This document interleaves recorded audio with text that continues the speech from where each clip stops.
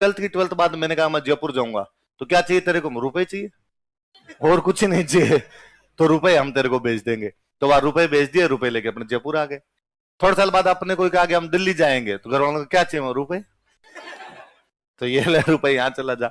आज भी घर वालों को तो लंदन जाना है तो घर वाले बस यही कहेंगे कि तेरे पास हो तब तो ठीक है, नहीं हो तो हम कहीं से जुगाड़ करके भेजते हैं, बाकी हमसे और किसी चीज की अपेक्षा करने की आवश्यकता। और मैं जब बीकानेर पढ़ा करता ना, मेरे पापा खूब बार बीकानेर आते गांव से, कि उनके वो टीचर है तो उनकी टीचर एसोसिएशन की मीटिंग वगैरह होती है, खूब बार बीकानेर आते, मेरे रूम पे कभी नहीं आए। तो अपनी मीटिंग वगैरह होती है वो करते, वहां चले जाते। मुझे कई बार पता चलता, मैं कहता आप आए नहीं तो तेरे पास क्या है? और जो काम था वो हमारा काम क्या आ गया, तेरे पास क्या लेना था वहां पे? तू तेरा रहा कर, तेरे को जरूरत हो तो हमें बता दिया कर, बस बात खत्म हो जाती है। पर आजकल भाई पापा इस मामले में पूरे केयरिंग हो रखे हैं। तो आज से 6-7 साल पहले की घटना है। एक बच्चा को यहाँ अच्छी स्कूल के अंदर किसी में पढ़ा करता था, और एक दिन क्लास बंक मार के घूम रहा था, कि बीच में मान लो एक कोई पीरियड है उसको बंक मार रहा था। जो सर होते हैं PTI sir, PTI physical teacher है ना, फिजिकल टीचर सर का काम क्या होता है?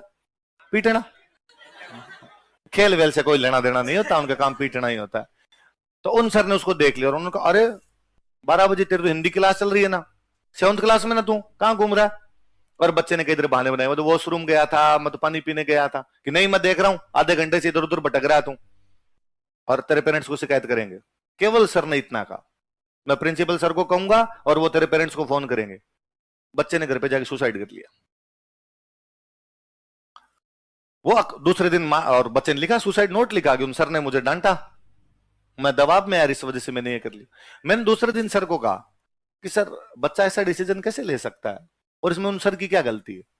यदि सर नहीं डांटे तो घर वाले कहेंगे कि हमारा बच्चा घूम रहा था, अब स्कूल में ध्यान नहीं रखते, और सर ने यदि ऐसा कह दिया तो बच्चा ऐसे कैसे कर सकता? और फिर सर, मैं तो कहता हूं सर ने पीट भी दिया होगा, तो भी सर बच्चा ऐसा डिसीजन कैसे ले गया? तो सर ने कहा यार आजकल बच्चों का घर वालों ने सेल्फ रिस्पेक्ट इतना ज्यादा बढ़ा दिया कि बच्चे के सेल्फ रिस्पेक्ट को कहीं भी थोड़ा बहुत डैमेज होता है, उसको हार्ट होता है बहुत ज्यादा, और बच्चे ऐसे डिसीजन ले लेते हैं। मैं सर अपन ने तो कभी नहीं लिए ऐसे डिसीजन, भाई दिमाग में नहीं है। तो सर ने कहा अपना सेल्फ रिस्पेक्ट डेवलप ही नहीं हुआ, आया ही नहीं। और मुझे लगता है सच में ये बात एकदम सही है कि वो अंदर है ही नहीं अब चीज। इसको गांव वाले मास्टर 2 प्रकार से मारा करते थे। एक तो कोई क्लास के अंदर ही मार दिया करता, वही क्लास में ठोक पीट लिया करता, डंडे मार लिए, थप्पड़ मार लिए, जो कर लिए, तो वहां तो जरूर बुरा सा लगता था, है ना। तो जिस पीरियड के अंदर मार पड़ी उसमें चुपचाप नीचे गर्दन करके बैठे रहते हैं, अगले पीरियड में भी नीचे गर्दन करके बैठे थे, इंटरवल में जाके खेल वेल के आते, मुंह मार धो क्या देता, रेडी है। पर भाई 2 पीरियड तो असर रहता था, किसी से नजरें भी नहीं मिलती, बैठे बैठे रोते भी रहते थे, सारा काम काज यूं चलता था। कई मार्ट साहब यूं भले होते, कई मार्ट साहब कहते ऑफिस में आ जा। और गांव वाले स्कूलों में ऑफिस वैसे अलग होती है कि स्कूल यहाँ ऑफिस थोड़ी दूर है, वहां जाके 3-4 मास्टर मिलके कूटते थे, और भयंकर कूटते, अड्डा पटक पटक के वैसे कूटा करते थे, और यूं बारे तोबा करता टाबर एकदम, और फिर वो छोड़ते। पर वो मास्टर यूं भले थे, कूट काट के बाद कहते मुंह धो ले, चलो। तो कई देर यूं, हाँ पानी पी ले, तो पानी पिलाते, मुंह धुलाते, बैठ जा आराम से, और ये रोना बंद कर। कई देर सुबह सी आती, फिर एकदम नॉर्मल। अब क्लास में जाना है, अब क्लास तो क्लास वालों की सबकी नजरें भाई तेरे को ऑफिस में लेके गए थे तो कूटा होगा, पर बंदा सो ही नहीं करता कूटा है, बंदा आराम से वैसे आता। कोई खास दोस्त होता वो आंखों आंखों में पूछता, तब उसकी तरफ इशारा करते, एक डंडा, एक डंडा बड़ा था। और तेरे को तो पता ही है, तेरे भाई के एक डंडे में तो कोई असर पड़ता है। कोई कहे कि भाई की यदि शर्ट उतार ली जाए तो नीली कर दी कमर कूट कूट के, भाई से कई दिन ऐसे सोया नहीं जाएगा, पेट के बल सोना पड़ेगा भाई को। पर वो था कि नहीं, किसी ने देखा नहीं है तो अपने बताने की भी आवश्यकता। तो मुझे लगता है आज भी कि मान लो किसी कोई लड़ाई हो जाए, कोई ऐसी जगह कूट दे जहां लोग जानते हो, तो बुरा लगे कि यार लोगों ने देख लिया। कोई ऐसी जगह कूट दे जहां पे कोई जानता नहीं, तो कपड़े जड़े खड़े, जंगल में मोर नाचा किसने देखा, तो लोड नहीं लेना है, यूं मर जाएंगे जिंदगी में, लोड लेने लग जाएंगे। तो पहले वाला सिस्टम वो थोड़ा ठीक लगता था कि कम से कम गलत डिसीजन तो आदमी नहीं ले पाए। तो बच्चों इस बात से शिक्षा मिलती है कि घर पे बच्चों को 2-4 दिन के अंदर कूट लेना चाहिए ताकि बच्चे कोई भी गलत डिसीजन ना ले पाए। तो आप तो घर में चाचा के कोई टाबर हो, भैया के बच्चे हो, 2-4 दिन में साइड में ले जाओगे कूट दिया करो थोड़ा थोड़ा सा, ताकि बच्चों का एकदम यूं तारतम्य बना हुआ रहेगा। वरना भगवान बुद्ध वाली सी बातें हैं जी, कि भगवान बुद्ध जब पैदा हुए तब कहा कि या तो चक्रवर्ती सम्राट बनेगा या सन्यासी बन जाएगा। तो उनके पिता को बहुत बुरा लगा, उनके पिता की इकलौती संतान थी, क्या सन्यासी बन गया तो राज कैसे चलेगा। तो उन्होंने कहा कि भाई आदमी सन्यासी कब बनता है, जब वो दुख देखता है ना, संसार से मोह भंग हो जाता है कि यार क्या क्या बुरी बातें हैं संसार में, क्या करना है जी के, तो क्या इसको दुख दिखाओ ही मत, ये सुख में ही रहना चाहिए। तो चारों तरफ एकदम शानो शौकत ऐसो आराम, नौकर चाकर लगे हुए सब एकदम, सुबह शाम देखे भगवान बुद्ध डांस में बैठे रहे। भगवान बुद्ध को बाहर की दुनिया का नहीं पता। थोड़े बड़े हुए तब एक दिन बाहर गए तो एक बूढ़ा आदमी देखा, लाठी लिया हुआ चल रहा वैसे। भगवान बुद्ध ने कहा ये क्या है, कि भगवान बुद्ध के नौकर चाकर भी जीते तो उन्होंने कहा बूढ़ा आदमी नहीं होना चाहिए, सब यंग यंग होना चाहिए, चमड़ी भी लटकी हुई नहीं होनी चाहिए किसी को, इसको पता ही नहीं चलना चाहिए ऐसा भी कुछ होता है। और बाहर आदमी देखकर ये क्या, सब ये बूढ़ा आदमी है, ये कैसे होता है, सब उम्र बढ़ने के साथ आप भी हो जाओगे, मेरी कमर झुक जाएगी, हाँ झुकेगी। और भगवान बुद्ध को बड़ा बुरा लगा कि यार ये भी हालत होती है। दूसरे दिन गए, दूसरे दिन एक कोढ़ का रोगी था, कोढ़ एक रोग होता, लेप्रेसी, कुष्ठ रोग होता था, और उसमें बंदे को घर से बाहर फेंक दिया करते थे। और कहा यार ये कोढ़ रोगी है, तो इसके घर वाले, तो घर वालों ने फेंक दिया, तो मेरे हो जाए तो नौकरों ने कहा साहब नाम मत लो, हम भी साथ नहीं आएंगे फिर तो आपके।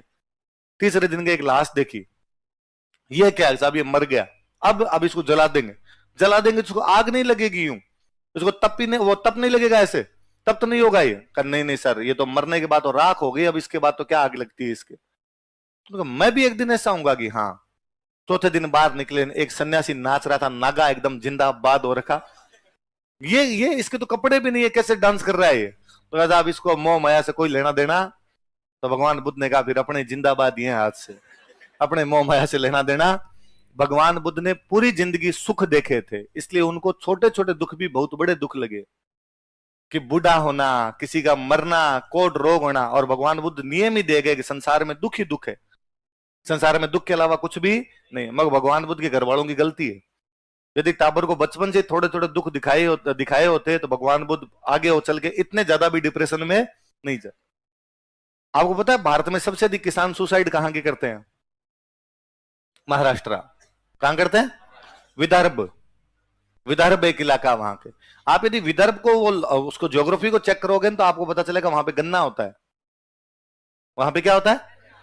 गन्ना होता है। इसका मतलब पानी ज्यादा ना, गन्ना ऐसी फसल है जो पानी के अंदर होती है, तो पानी ज्यादा है वहां पे। ज्यादा पानी, इसका मतलब किसान तो संपन्न है।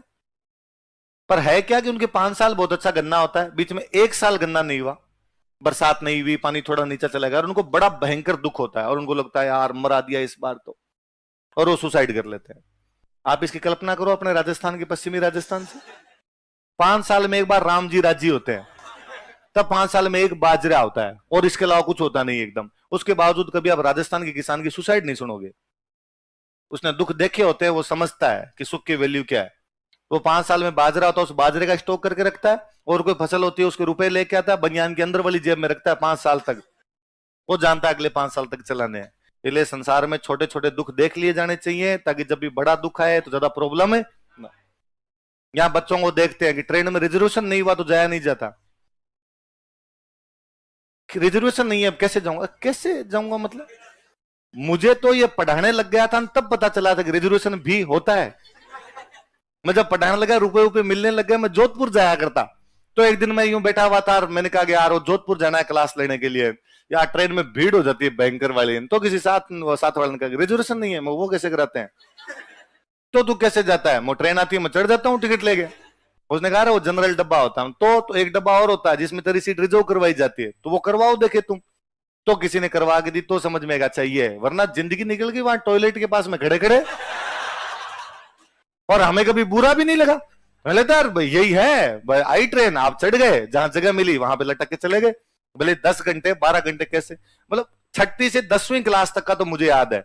गांव वाली बसें हुआ करती, उन गांव वाली बसों में ऊपर बैठना है, छत के अंदर बैठना ही नहीं है, भले अंदर जगह तो भी नहीं बैठना है। दिन में 1:30 बजे का टाइम, वो बसें तपा करती थी भयंकर वाली, हम ऊपर जाके बैठते। वो कंडक्टर भी कहता कि नीचे आ जाओगे, नहीं नहीं नहीं बैठेंगे तो भाई साहब ऊपर ही। और उसमें भी इतने वो चालाक हो जाया करते थे कि मान लो किसी के पास में रुपए नहीं है, और अब कंडक्टर को कैसे गच्चा देना है, तो कंडक्टर ऊपर किराया लेना है तो अपने अंदर चलती बस में अंदर चढ़ जाया करता। तो टाबरों को थोड़ा थोड़ा सब चालाकियां सिखानी चाहिए। और इसका सबसे अच्छा एग्जाम्पल तो मैं बताऊं, सबसे अच्छा तरीका, बच्चों को हॉस्टल भेजना चाहिए। जो बच्चे हॉस्टलों में रहे होते हैं ना, वो इन छोटी मोटी चीजों में कभी नहीं अटकते। वो मतलब किसी को कूट के खा लेगा खाना, भूखा नहीं मरेगा कभी ना कभी, लूट पाट करे कुछ ना कुछ कर ही लेगा, अपना जुगाड़ बिठा ही लेगा अपने आप। और जो बच्चे ये शुरू से स्पून फीडिंग हो जाती है कि घर ही घर पे रहे होते हैं, वो जब बाहर निकलते हैं तो उनकी भयंकर दिक्कत आती है। तो ये जो मैं यहाँ आगे कई बार सुनता हूं कि कई बार कोई घर वाले आ कहते हैं कि इसके पानी नहीं जचा, तो ये भी जचता है, ये कैसे जचता है, ये तो हमें समझ में नहीं आया था। तो ये बात है। तो दुर्गादास जी के पिताजी ने कहा कि खुली छूट है, आपको जो करना है वो कर लो। और जसवंत सिंह ने यूं कई इधर बातचीत की, क्यों मार दिया था उस आदमी को? तो दुर्गादास अपने रिप्लाई किया कि भाई वो हमारा खेत खा गए थे। वो बंदा कहे कि नहीं खेत नहीं खा गए थे, लड़ाई कर रहा था। इतने में जसवंत सिंह समझदार था, जसवंत सिंह समझ में आ गया कि दुर्गादास सही है और अपने वाला बंदा गलत है। और उसने दुर्गादास को बातों बातों में पूछा कि कल वाले आदमी को कैसे मारा था। तो दुर्गादास के दूसरे वाले पे भयंकर आंख थी, वो दूसरे वाला भी गालियां निकाल ही रहा था, तलवार उसके पास में थी दुर्गादास के। उसने उस भरे दरबार में उस दूसरे वाले को मारा वहां पे। कैसा रिप्ले, ये ऐसे मारा था। और जसवंत सिंह बड़े राजीव है, यार मेरे दरबार में मेरी आंखों के सामने मेरे आदमी को मार दिया। और उसने कहा कि दुर्गादास कल से तुम इस सीट पे बैठोगे, आस्करण कल से तुम उधर बैठोगे। तो बाद में दुर्गादास जी हमेशा साथ में, धर्मत वाले युद्ध में दुर्गादास जी लड़े थे। 1638 का जो धर्मत वाली लड़ाई है उसमें दुर्गादास जी लड़ते हैं। तो कहते दुर्गादास जी के 4 घोड़े मरे थे उस धर्मत वाले युद्ध में, वो 5वें घोड़े पे सवार होकर लड़ रहे थे। तो जसवंत सिंह देखता है कि अरे वो तोप के आगे लड़ रहा है, वो कौन है? किसा, वो दुर्गादास है। तो जसवंत सिंह ने कहा कि इस लड़के को बाहर निकालो। 21 साल के थे दुर्गादास जी उस टाइम। तो इस लड़के को बाहर निकालो, इसकी जरूरत जोधपुर को आगे पड़ेगी, इस युद्ध में इसको मरने की आवश्यकता। तो जसवंत सिंह कितना विजनरी आदमी है कि उसको पहले से पता था कि ये लड़का एक दिन काम आएगा। कितने साल काम आया जोधपुर के? 30 साल। कितने साल? देखो, अजीत सिंह को राजा बनाने के लिए, to make Ajit Singh as king, Ajit Singh को राजा बनाने के लिए, to make Ajit Singh as king,